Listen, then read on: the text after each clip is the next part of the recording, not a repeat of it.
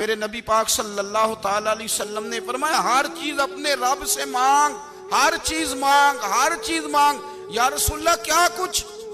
میرے محبوب نے فرمایا تیرے گھر میں نمک بھی ختم ہو جائے تو وہ بھی اپنے رب سے مانگا کر، تو مانگنا وہ تجھے دے گا، تو اس کی بارگاہ میں کشکول طلب دراز تو کرنا۔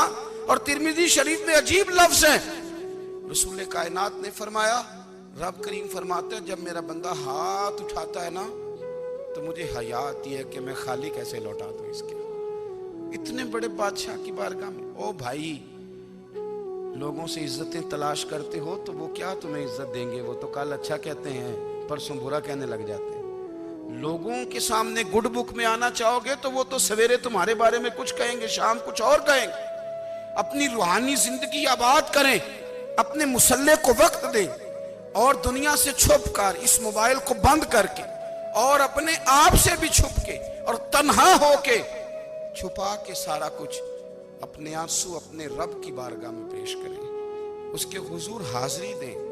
سنو نا ترمذی کی حدیث اور اسے یاد رکھنا، نبی پاک علیہ السلام نے فرمایا اپنے دکھ لوگوں کے سامنے نہ بیان کرنا، سیٹھوں نوابوں کو نہ بتاتے پھرنا، دنیا داروں کے سامنے جا کے نہ رونا کہ میں تکلیف میں ہوں۔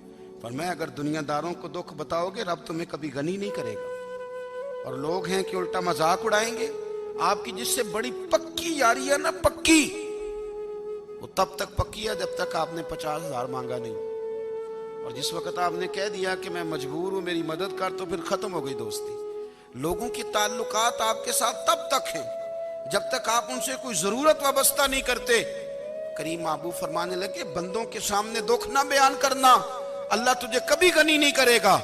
تو اپنے دکھ اپنے رب کو بتا، تو دعائیں مانگ، تو اس کی بارگاہ میں حاضر ہو، تو اس کے حضور عرض کر۔